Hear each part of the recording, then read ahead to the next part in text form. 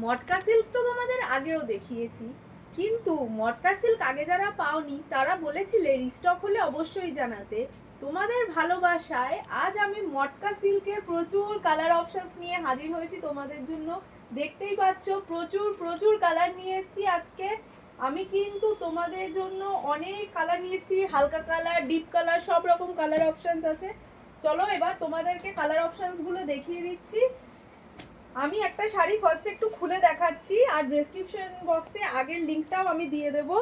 দেখো পুরো শাড়িটাই কিন্তু থাকছে হলুদের মধ্যে, আর সাথে কিন্তু পাবে তোমরা কন্ট্রাস্ট তুতে পাড়, আর আঁচলটাও কিন্তু থাকবে পুরো হলুদের সাথে কন্ট্রাস্ট।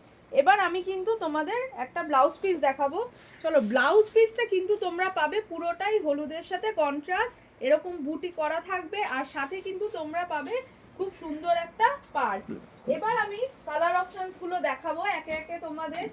এর আগেও তোমরা নিয়েছো, কিন্তু মটকা সিল্কে এত ভালোবাসা পাবো তোমাদের থেকে আশা করিনি।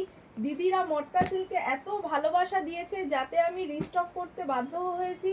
অনেকেই বলেছিলে দিদি হালকা কালার, নতুনত্ব, পুজোর জন্য স্পেশাল কালার, লাল সাদা, সাদা রানী। এর আগে পরে আমি একটা ভিডিও আপলোড করেছিলাম, প্রচুর প্রচুর ভালোবাসা পেয়েছি।